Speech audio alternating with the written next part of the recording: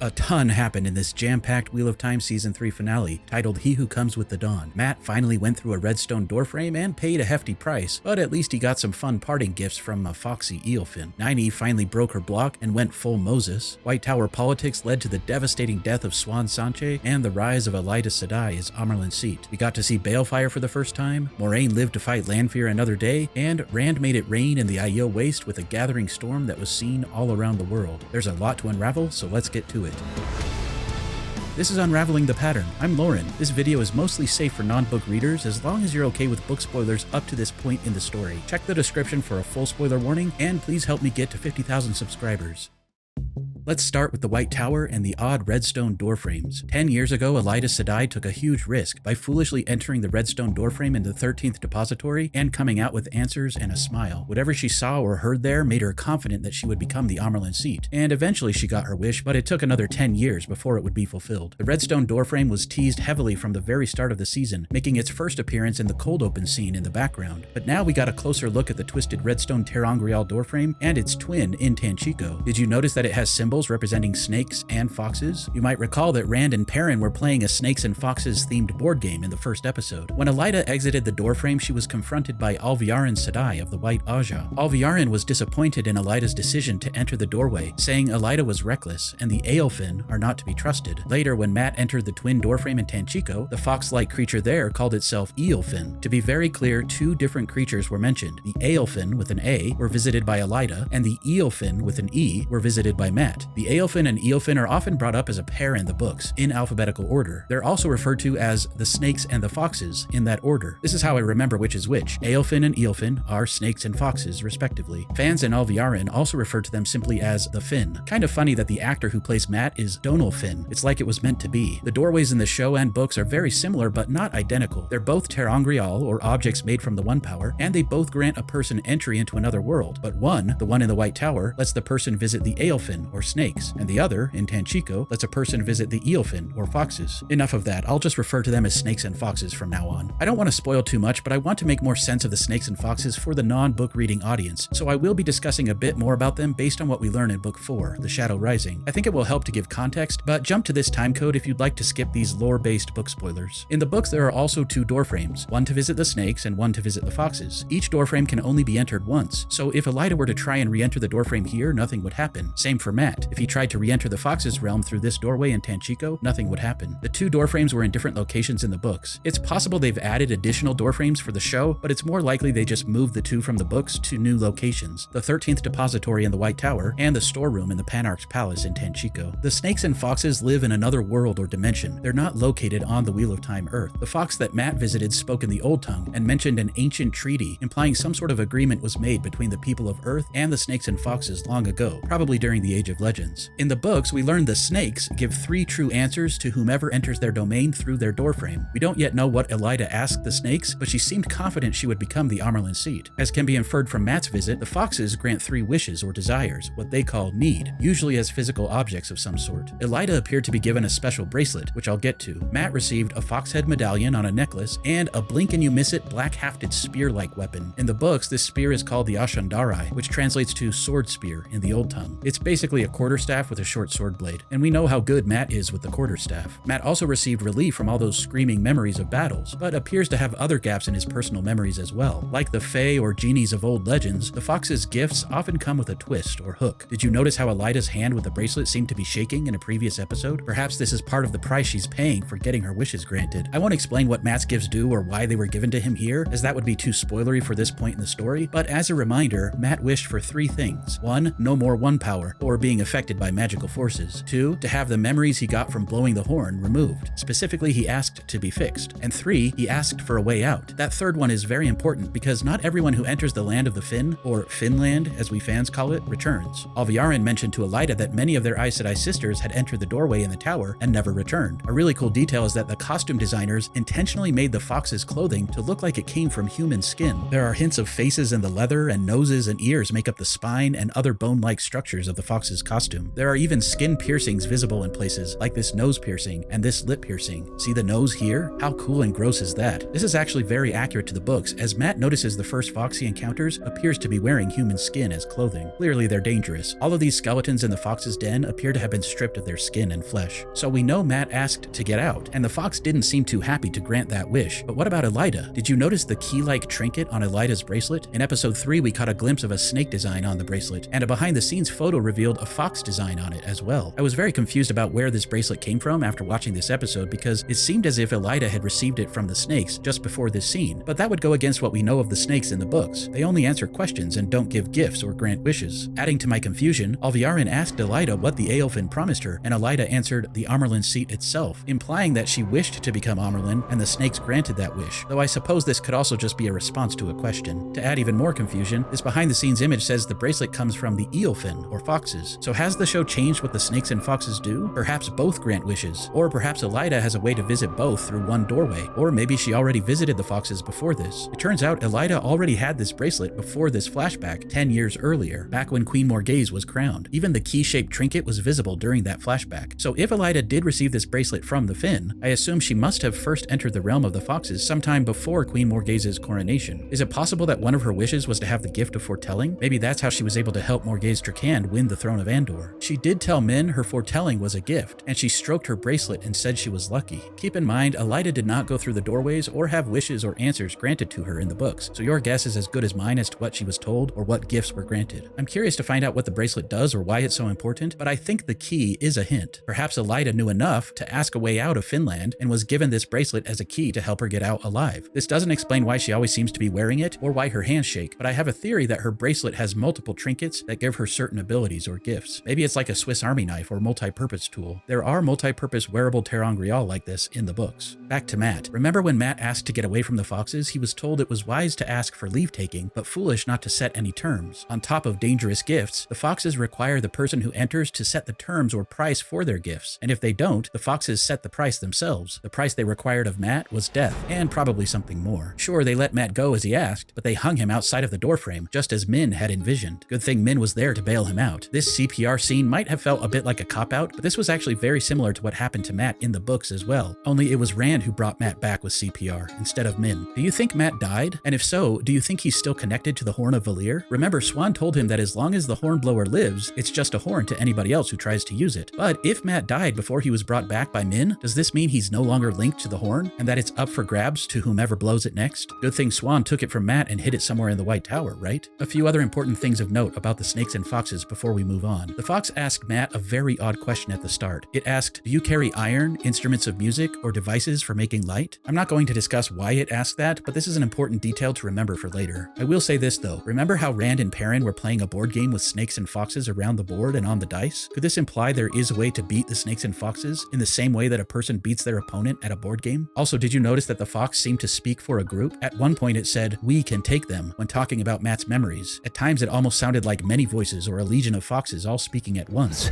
We will set the price. In the books, Matt encounters more than one of these creatures in his visits through the Redstone Doorframes, and he spends quite a bit of time meandering through strange corridors that shift and change, with alien-looking landscapes visible through different windows. We got a glimpse of this as Matt turned around to find the doorway missing behind him. He's eventually led to a chamber with 3 snake-like creatures on high pedestals who give answers to his questions, and later, in another doorframe, 3 fox-like creatures grant him 3 wishes and then hang him because he didn't set any terms, very similar to what we saw in the show. I'm sure for budgetary reasons they simplified all this by just having him encounter the one creature for now. Hopefully we'll see Matt encounter the snakes in the future. I personally love the design of the Eelfinn and can't wait to see what the show does for the Aelfinn. Also, did you notice the fox seemed to almost inhale something from Matt as he granted his wishes? In the books, this is accompanied by a feeling from Matt that they seem to be rummaging around in his brain and savoring all of his feelings and memories. It's weird, but this is one of the prices of getting answers or wishes from the snakes and foxes. They literally savor the taste of Matt's mind. We even heard this creepy inhaling laughter type sound continuing after Matt exited the doorway, as the camera zoomed in on his foxhead medallion. We also heard this sound when Elaida exited the doorway in the White Tower 10 years ago, implying that the Finn continued to savor Matt's and Elaida's minds after they escaped from Finland.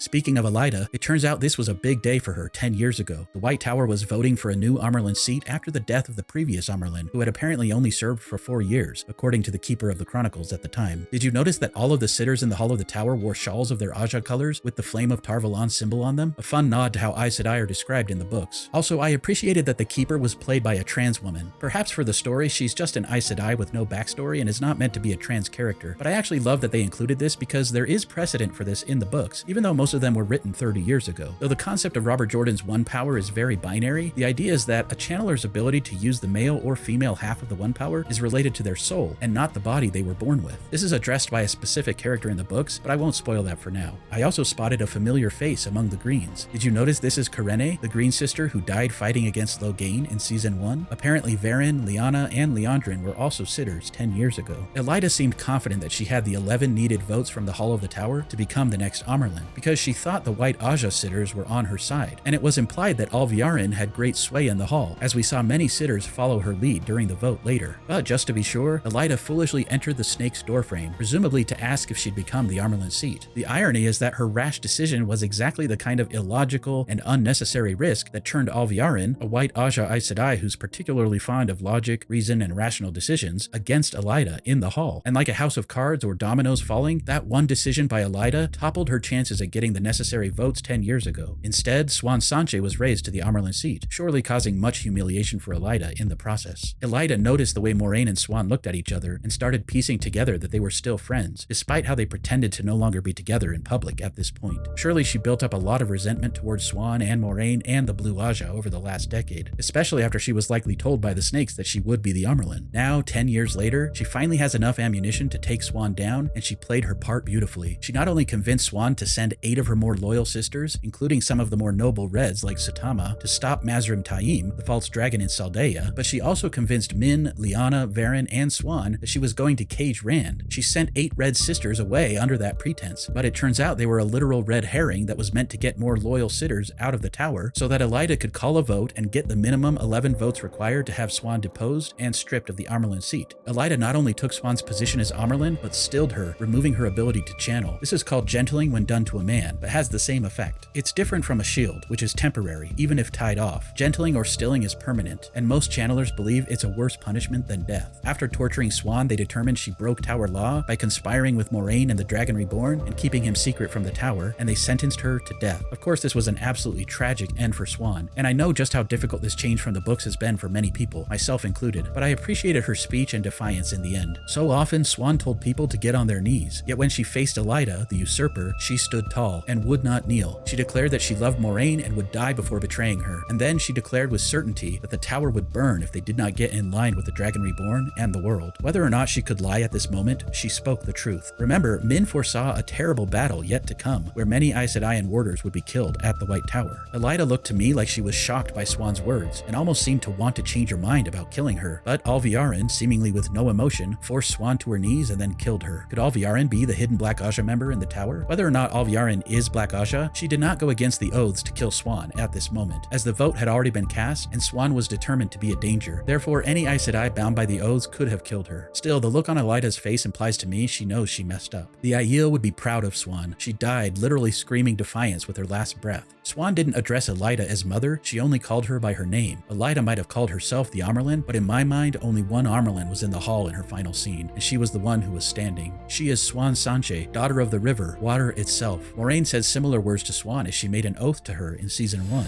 I, Moiraine Sedai, do swear to honor and obey Siuan Sanche, daughter of the river, clever as a pike,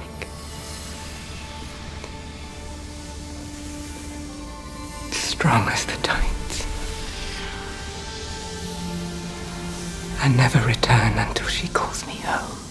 When Siuan died, Moraine's oath to her was released, which is how Moraine knew of Siuan's death. This was confirmed by the showrunner in a recent interview. It seems Siuan's death was also planned from the very start of the show, as Rafe Judkins and Sophie Okonedo discussed that this would be the best time for her to leave the show. But he did promise that if the show continues, we will see Siuan again. Also, I believe this was the fulfillment of Min's vision from season 1, when she told Moraine she saw the Amarlin seat in full regalia, and that it would be Moraine's downfall. Like rereading the books, this show is so much better on rewatch, with more context. Another fun costume detail before we move on is that the Amarlin stole, though mostly gold in the show, does still have 7 Aja colors woven into the fabric, like in the books. But after Elaida was raised to the Amarlin seat in the present timeline, her new Amarlin stole had the blue removed, to show that Elaida did not support the blue Aja. This is taken directly from the books. Surely this will cause a major schism in the White Tower, but this is exactly what the dragon was reborn to do: to divide, conquer, break bonds, destroy, and hopefully to rebuild. But we'll get there in good time. In Tanchico, Liandrin was given the second male Adom bracelet by Moghedien, after she used compulsion previously to get it from Nynaeve and Elayne. Moghedien was still pretending to be a lowly servant, and it seemed to me like she might have been using compulsion on the Black Aja sisters. Liandrin and the others questioned what happened to Ispan, but we know Moghedien killed her in the previous episode. Liandrin had been told by Naomi before she killed her that the collar piece of the male Adom was at a place called the Panarch's Palace. In this little scene between Mat and Nynaeve, before they saw Liandrin and the Black sisters heading to the palace, for once Nynaeve seemed to be the one who didn't struggle with adapting to another culture or their customs. She ate the noodles with the chopsticks with ease, foreshadowing that Nynaeve was slowly learning how to give up control and become more able to go with the flow, which helped her eventually break her block, which we'll get to. At the Panarch's Palace, Liandrin went full Yondu from Guardians of the Galaxy, but without the whistling, as she killed a bunch of guards and servants in the palace with a head-tracking fire weave. She and Jiain and Chesmal searched for the collar piece, but they were looking for a breastplate-shaped collar, not knowing what Nynaeve knew, that the Adom device looks like a simple collar by itself, and only looks like the picture of the shackled man when it's on a channeler, just like the Shanshan Adom. And so even though Liandrin seemed to sense the collar and was essentially led right to it, she didn't recognize it and angrily threw it on the ground. Nynaeve picked it up and then went against her own advice and waited behind for the rest of her group on the docks. Liandrin said what I was thinking.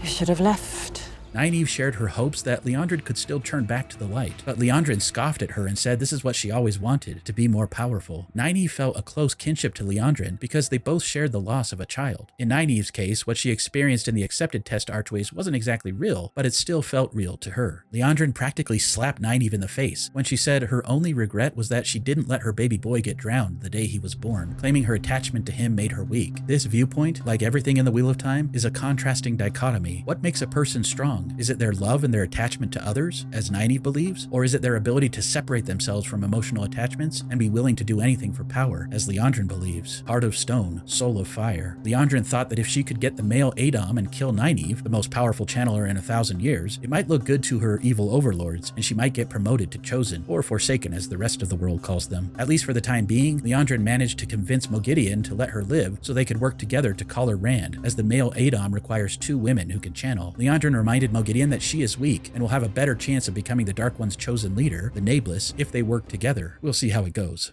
After Liandrin took the collar and threw her into the sea, Nynaeve finally submitted to the One Power fully, breaking her block and giving her full access to the One Power with no hindrances. I thought this was beautifully handled. How cool was it that Nynaeve essentially took advice from herself, as we heard her own voice from her experience in the accepted test arches with her daughter Elnor. She was literally self-soothing, as her own voice told her not to be scared and to trust. Nynaeve finally figured out how to submit to the flow of the water, and she went full Moses, as she not only parted the water, but even appeared to use weaves to dry her clothing. Her triumphant smile made me smile too. I can't wait to see what Nynaeve will accomplish next. In the books, the Panarch's Palace is more like a museum and less like a dusty old storeroom, but I like this change as it hints at another location where the Redstone Doorframe was originally. There were all sorts of fun objects and skeletons mentioned in the books, and we saw some of that here, but this object in particular is a fun nod to the books. When this object was first discovered in the books, it was actually described as a 3-pointed star that felt like vanity and pride. It was literally a hood ornament for an old Mercedes-Benz from our time period. One of the fun Easter eggs in the books that proved that the Wheel of Time actually takes place on Earth, but just in the very distant future or very, very distant past. It's such a fun idea to me to have things from our time period show up as ancient artifacts in this world. Obviously, the show didn't have the rights to feature the actual Mercedes-Benz logo, but I thought this was a great detail. Another minor thing, I noticed that Chesmal said she heard Min's little feet, and that tiny bones break the nicest. That really creeped me out because we've seen her with stray cats multiple times throughout the season, and I don't like to think about what she was doing to those poor little cats and their tiny bones. As for Thom and Elayne, I was surprised surprised by just how much was packed into their short scenes. We learned more about Thom's past, we got some hints about Elayne's talent for Ter'angreal, and we got to see Balefire for the first time. Thom told Elayne he was previously in Queen Morghase's court, mentioning a time when Elayne was almost 3 and claiming he left when Elayne was about 5 years old. He said Elayne used to take apart the clocks in her mother's palace to see how they worked. Understandably, Elayne was surprised to learn that Thom appeared to know her, even though she didn't remember him. She asked what I'm sure many of you were asking.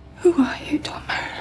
Then he dropped the bombshell on her that there was no such person as Lord Gabriel in Andor. He convinced Elayne that Lord Gabriel must be a Forsaken, because he must have planted false memories in Elaine's head. Remember, Lord Gabriel is actually Ravin, the Forsaken, and he's only been out of his seal for a few months at this point, so he definitely wasn't around when Elayne was a child. Thom was, however. I've seen some interesting theories from non-book readers about who Thom really is, and I love it. I won't answer that here, as part of the fun of the Wheel of Time is to theorize and speculate, so have at it in the comments. Book readers, please be cautious about spoilers. Elayne talked of a special ability that some channelers have called delving, where they can search into the earth to find metal ore, thinking maybe she could do that to find the collar. This is a fun hint at what Elayne is able to do in the books. Also, did you notice that Jiayne really struggled to figure out how to get the Balefire Ter'angreal to work? And when she did use it, she couldn't control it, but when Elayne grabbed it from her, Elayne intuitively knew what to do and didn't seem to struggle with control at all. This is another hint at Elayne's talent from the books, where she has a knack for Ter'angreal. Speaking of Balefire, this is truly one of the more powerful and dangerous weaves in the books. Jiayne claimed having this ability to weave Balefire could make her as powerful as one of the Chosen. When Elayne hit her with the Balefire, it appeared to rewind time, and it even repaired some of the damage that Jiayne had previously done to the ceiling. So what exactly was going on here? Balefire is a very special and dangerous weave that essentially burns a person's thread out of the pattern back in time a bit. Think of it like burning the wick on a candle or singeing the edge of a thread. It burns, but it also pushes back or wilts a bit. If we imagine that people are like threads in the Great Pattern, then Balefire doesn't just kill them, it burns them back a bit in time and essentially kills them in the past before they were hit by the Balefire, which also undoes anything they did after that point where they were killed. Basically, if I walk 10 steps through the snow and then punch someone in the face and break their nose, then I get hit by Balefire, I die before I walk those 10 steps and punch the person in the face. So my footprints in the snow would disappear and the person's broken nose would go back to normal, but the memories of what happened would remain. So the person that I punched would remember seeing me walk through the snow and would remember being punched. They just wouldn't see or feel any evidence of it. The amount of time that's reversed by Balefire is dependent on the strength of the channeler and the Balefire weave. When Elayne hit Jiayne with the Balefire, it only rewound time a few seconds, fixing the ceiling damage that Jiayne had done previously. If someone like Rand or Moraine with the Sakarnan used their full strength to Balefire a person, they could theoretically reverse the actions of that person quite a bit back into the past. But this can cause some very wonky things to happen in the pattern. Imagine the ripple effects caused by erasing someone in the past and undoing their previous actions. It could literally cause the unraveling of the pattern if too many people or things are Balefired at once. That's a big reason why my channel is called Unraveling the Pattern. Balefire was considered so dangerous during the War of Power in the Age of Legends because it threatened the very fabric of reality itself that both sides of the war, the light and shadow, agreed not to use it. What's the use in fighting a war for power and dominance if there's no world to rule when it's over? Sammael is one of the only people who wanted to completely stop the Wheel of Time and end reality. Most of the Forsaken and Dark Friends just want power and glory, so they still hope for a world in the future where they can rule and reign. Real quick, please consider helping my friend out who's currently between jobs. If you want some really cool Wheel of Time merch designed by Rob Christensen, Unraveling the Pattern viewers can get 10% off at newcreationsbyjen.com on all Wheel of Time merch by using the code Unraveling10, and every cent goes to Rob and his wife Jen. A direct link to the Wheel of Time merch store is in the description. Also, another friend, Jordan Rennells, has this amazing offering where you can get full soundtracks, complete with original music, custom sound effects, and more as background track ambience for the Wheel of Time audiobooks. It's called the Soundscape of Time, and you should definitely check it out. It really adds to the audiobook listening experience, and he's even updating the soundtracks as he continues to work through the books to be in sync with Rosamund Pike's voiceover. The first 3 books are already available, and he's about to launch a new Kickstarter campaign for the next 3 books. He's almost finished with The Shadow Rising. You can get access to the first 3 books now by visiting his Kickstarter page, and you can follow him as a creator there so you'll be notified when the next 3 books launch on Kickstarter soon. Don't miss out on this awesome Wheel of Time content. Links are all in the description. Now back to the video.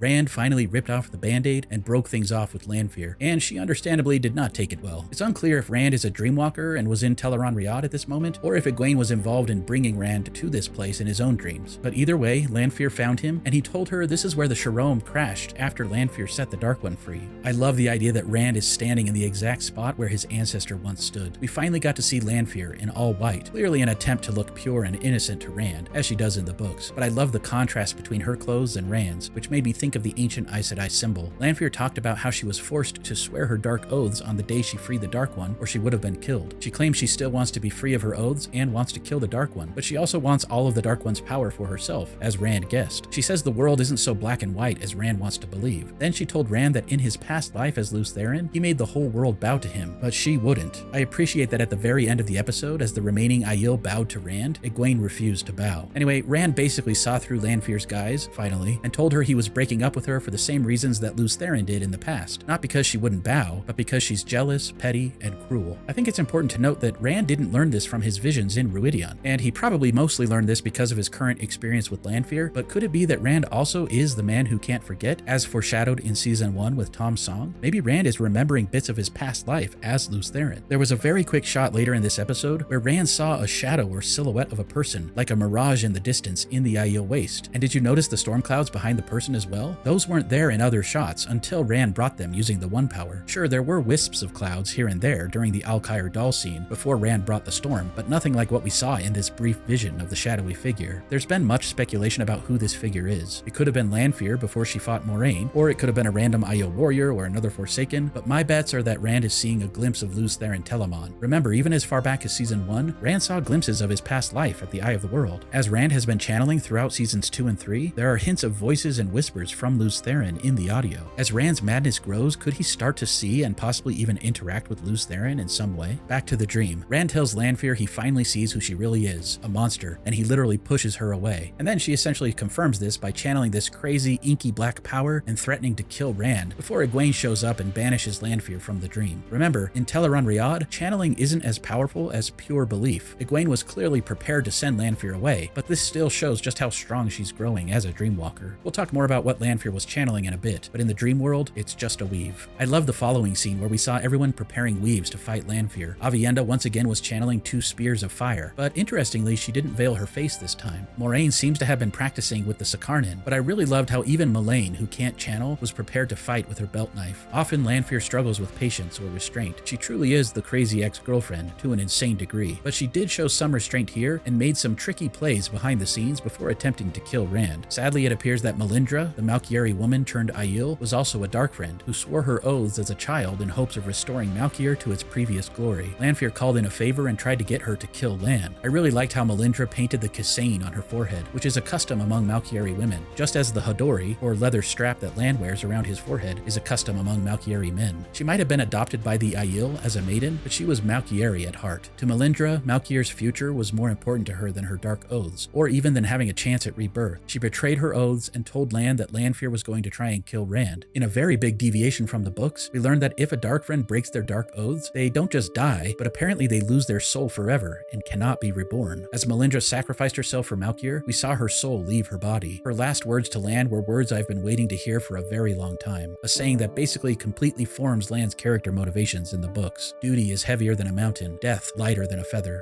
Taishar Melindra, Taishar Malkier. Lanfear also set out to sabotage Rand at Alcair Dal by approaching the Shido Aiel who were already there and giving Couladin some fresh dragon tattoos to make him look like the prophesied Kara Karn. Sivana is a very ambitious Aiel woman who's not really a wise one. Her previous husband was Muradin, Couladin's brother, who died in Ruidion rather than facing the truth of the Aiel past. Couladin had hoped to become the next Shido clan chief, but Sivana, Couladin, and the Shido fled Ruidion after Rand came out. Notice how Sivana acts as if she's in charge, even though she's neither wise one nor clan chief. Even at Alcair Dal, she sat in the seat of the Shido, pretending to be their leader. We'll talk more about that soon. Lanfear also revealed she originally set up Sammael to be captured by Rand so that Sammael could help teach Rand more about channeling, and it appears that Moiraine was in on it. When Moiraine talked to Sammael, we learned he was the person back in the Age of Legends who rediscovered the art of war. He was one of the Dark One's greatest generals during the War of Power, and Lews Therin Telamon gave him this giant scar on his face. Just like the books, Sammael kept the scar as a reminder of his hatred towards the dragon, hoping it would be the last thing the dragon ever saw before Sammael killed him. Unfortunately, Lanfear was right at the start of the season. Moghedien is too weak to kill any of the Forsaken head-on, but she would eventually come for the weakest first, Sammael. Moghedien waited in the shadows until it was the perfect time to strike. Moiraine had worked out how to tie off a shield on Sammael after it was done to her by Ishamael previously. Moghedien mentioned she could see the shield and could have removed it, but she wanted to figure out how to kill one of the Forsaken, even though she herself is one. It's unclear exactly what can or can't kill a Forsaken, but clearly having your flesh stripped away and being hung by your own sinew is enough. After Rand betrayed her, Lanfear likely hoped to free Sammael, but she and Ravin found him dead, and Ravin didn't seem too interested in helping her, at least not yet. So, like Thanos, Lanfear just said, "Fine, I'll do it myself," and she went for Rand at Alcair Dal. Thankfully, Moiraine and Rand finally had the talk and were completely honest with each other. The acting in this scene, especially from Rosamund, was so strong. I loved her reaction when Rand thanked her for being by his side all this time. They both agreed that even though they didn't always see eye to eye, they have the same goals: to prevent Rand from going mad and helping him to win the last battle for the light. Neither of them believes they'll live past the last battle, and Moiraine seems to believe she wouldn't even live to see the last battle, but they seem to be in this together now. While the show was clearly trying to make us believe that Moiraine and or Lanfear would die at the end of the season, it seems they both lived to fight another day. I loved the visuals between the two, as we saw Moiraine channeling the One Power and Lanfear channeling the inky black True Power. Once again, I was reminded of the ancient Aes Sedai symbol. Yes, you heard right. Lanfear was seen channeling two different powers in this episode and throughout the show so far. Remember back when Lanfear was Mierin Sedai in the Age of Legends? She claimed she had discovered a new power, what she called the True Power, outside of the pattern. She and other researchers in the Sharome drilled a hole through the pattern to access this new power, and accidentally bored a hole into the Dark One's prison, giving him access to the world through the bore. Lanfear said she was forced to make her dark oaths then and there, or she would have been killed. We don't yet know fully what the True Power is or how it differs from the One Power, but it seems the True Power is what gives the Forsaken their immortality. Remember back in Season 2, Moiraine stabbed Lanfear through the chest with Rand's Heron-marked sword, and then Moiraine slit Lanfear's throat with a knife. It took some time, but Lanfear was able to heal herself using the True Power, something that can't be done with the One Power. She even healed her clothing. My assumption is that a shield on a channeler works just as well against the True Power as it does against the One Power, which would explain why Moghedien was able to kill Sammael, since he was shielded from both channeling and from healing himself with the True Power. This begs the question though, how did Lanfear survive being stabbed by Rand's power-wrought blade in Season 2, but then Ishamael was supposedly killed by the same blade at the end of Season 2? Lan and Moiraine were convinced that power-wrought blades, like Lan's Malchiari blade, could be used to kill a Forsaken because of this, so what gives? I've seen all kinds of theories and arguments about this online. Some people think it was just a continuity error or TV shenanigans, but I can think of a few possibilities outside of the lazy writing excuse. The most satisfying answer to me is that power-wrought blades can't kill a Forsaken. Perhaps they just slow the Forsaken's ability to heal with the True Power. It took Lanfear a long time to fix her wounds in Season 2, and did you notice that she tried to heal her cut from Lan in this episode with the True Power, but it seemed to fail? Perhaps with more time she would have eventually healed herself. Another possibility is that a power-wrought blade alone is not enough to kill a Forsaken, but maybe if it's heated up with the One Power, as we saw Rand do in Season 2, that it then somehow becomes dangerous to the Forsaken or prevents them from healing. This doesn't answer the question about why Lanfear couldn't heal herself from Lan's cut, as the sword hadn't been heated up yet. We did see Moiraine heat up Lan's blade later with the One Power before cutting Lanfear's throat, so maybe that injury will be harder to heal. It's a stretch, but another possibility is that Rand's blade in Season 1 wasn't actually power-wrought as Lan assumed, but then when Rand heated it up at the end, it became power-wrought before it was used to kill Ishamael. I've also heard some people speculate that the only reason Ishamael died is because he wanted to. Another possibility is that everyone is wrong, and maybe even Ishamael is still alive.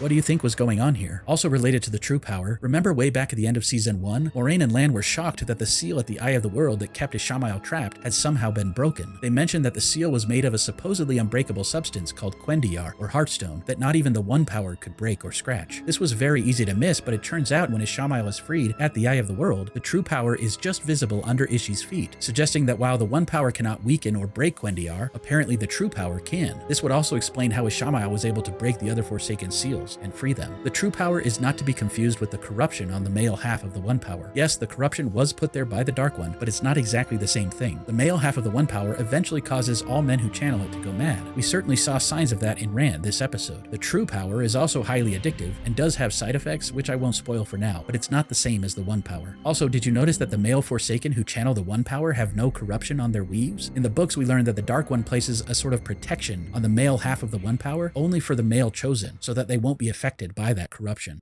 Let's talk about Alcair Dal, which translates to mean the Golden Bowl. In the books, we learned that the geography of this place is special, causing someone who stands at the center to be heard by very large crowds around it. Rand must officially proclaim himself as the Karakarn to 8 Aiel clan chiefs at the Golden Bowl, and he was supposed to wait for all of the clans to arrive, but after what happened with Lanfear, Moiraine and Rand thought it best for Rand to rush to Alcair Dal to win over as many of the Aiel as he could, who were already there. In the books, there are 12 living Aiel clans, with one lost clan, the Gen Aiel or True Aiel, who follow the way of the League Leaf, built Ruidion, and then were eventually killed off. In the show, they've simplified the number of Aiel clans down to 8, but when Rand arrived to proclaim himself, only 5 clans were present, and only 4 of them had clan chiefs. Sivana sat in place of the Shido clan chief. With Lanfear's help as a 1-power tattoo artist, Couladin was able to declare himself the Kara Karn before Rand could. It was a pretty smart plan to have one of the actual born and raised Aiel proclaim himself as the Kara Karn, especially because the Shido had no clan chief there to clarify the truth, though it seems their wise ones should have said something. Perhaps that's why Lanfear sent this wise one away before she gave Couladin his tattoos. If I'd been among the Aiel, I might have preferred to follow Couladin instead of Rand, a wetlander. That said, Rand knew something that Couladin did not, which was kind of a major oversight for the Shido and for Lanfear. Rand felt he had no other choice but to reveal the truth to the Aiel about what he saw in Ruidion through his ancestors' eyes. Ruark told him there's nothing more dishonorable to the Aiel than being oathbreakers, which is why the clan chiefs and wise ones have kept this secret from the people for so many generations. Against Ruark's and really all of the Aiel clan chiefs and wise ones' wishes, Rand told the clans there that they once followed the way of the leaf and were oathbreakers. Ruark told Rand, "You will destroy them," and Rand simply responded, "This is what I was born to do." Powerful but devastating. But what did the wise ones and clan chiefs expect? This is literally what their prophecy said he would do. He will tie them with bonds they cannot break, he will take them back, and he will destroy them. Obviously, this was a huge blow to the Aiel. Imagine having something that fundamental to your upbringing and culture pulled out like a rug from under your feet like that. Avienda's reaction said it all. She was obviously heartbroken and disappointed and confused, but she was also very frustrated with the wise ones and clan chiefs who had kept the truth from her and her people all these generations. It was so cool to see how Rand brought literal division to the Aiel, with some of them trying to take sides and decide who to believe. Couladin claimed Rand's tattoos were fake and that they came from Moraine. The Aes Sedai he said was pulling Rand's strings. The look on the wise ones' faces was great. They, like Avienda, knew the prophecies of the Kara Karn, but that doesn't mean they have to like it. This wasn't made very clear in the episode, but I believe Sivana and Couladin and many of the Aiel, including most, if not all of the Shido, left before Rand brought the rain. Rand quoted another of the Aiel prophecies, but in first person.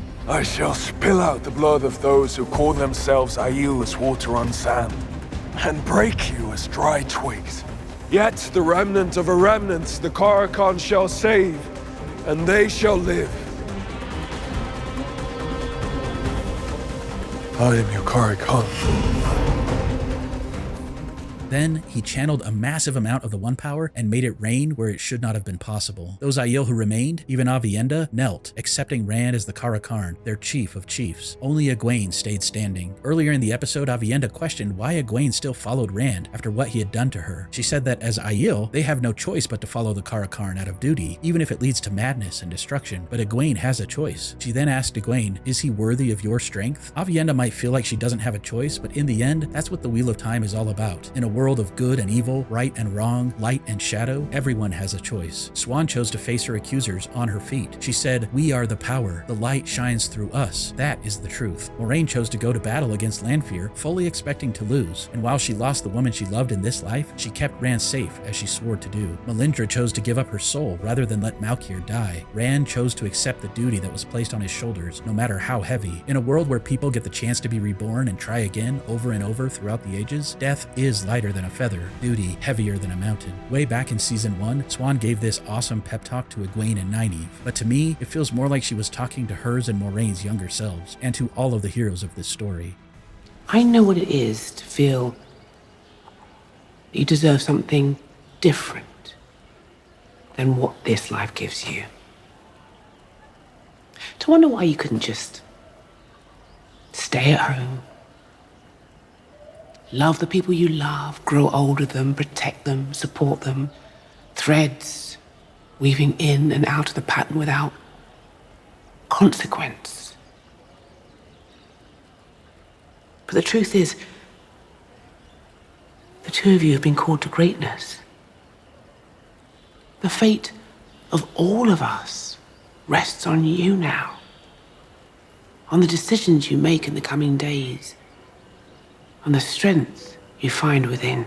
Now Egwene has to choose how to use her strength and what to do in the coming days. Rand still has so much good in him, but he's clearly being affected by the madness of Saidin. He promised Alcera, the little girl he accidentally killed, that he would pay his toll or obligation by harvesting her garden, and he did. But he's also hardening his heart in a way, like stone. He's still the sweet shepherd boy from the Two Rivers in some ways, and he's also the gathering storm. Egwene chose to still be there for him as she tried to help him come back from the void within. The soul of fire, heart of stone, the flame, and the void. The season ended with this prophecy prophecy from the books, narrated by Moraine. For the land is one with the dragon, and he is one with the land. Soul of fire, heart of stone. In pride he conquers, forcing the proud to yield. He calls upon the mountains to kneel, and the seas to give way, and the very skies to bow. Pray that the heart of stone remembers tears, and the soul of fire, love. Rand didn't just channel rain in the Aiel Waste, he brought a gathering storm that was seen all across the continent. The land is one with the dragon reborn, and he is one with the land. As Elaida moved into Swan's study in the tower, the storm was gathering. Did you notice Swan's warded box was still there on the table? Swan had been looking over private notes and hiding them in this box all season. What secrets do you think are in there? And will Elaida be able to get in to find them? As Fael, Bane, and Chiad watched over the Whitecloak camp, presumably where Perrin's being held captive, the storm approached. Will Perrin face the Light's justice and be killed by the Whitecloaks, or will Fael and the maidens make a rescue attempt? As Nynaeve, Elayne, Mat, and Min left Tanchico on a sea folk ship, the storm was brewing in the distance. But where was Mat's Ashandarai spear? And where was Thom? And where are they heading? If they go back to the tower, Elaida's in charge, and there are likely still Black Aja sisters there. And if they go to Andor, Lord Gabriel, a known Forsaken, will probably kill them. Even something odd happened with Moghedien in this end sequence, as the prophecy mentioned making the proud yield. What was that sound that Moghedien heard? It appears she's still in Tanchico. Do you think maybe Lanfear actually came to her to be healed?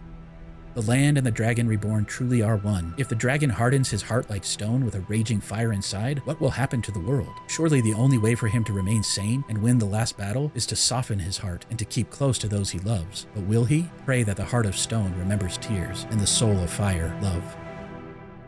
Huge thank you to all of my new subscribers and Patreon and YouTube supporters this season, and thanks so much for watching and sticking with me all season. I'm still hoping to get to 50,000 subscribers, so please subscribe if you haven't already. Now that this massive finale breakdown is finished, I hope to catch up on some other videos in my backlog, but don't plan on as many videos for a little bit. I need a little break, but I won't take as long of a break as I did in past seasons. I am pumped to keep pushing this YouTube channel. I have many fun ideas in store, so don't go anywhere. Until next time, let the dragon ride again on the winds of Prime.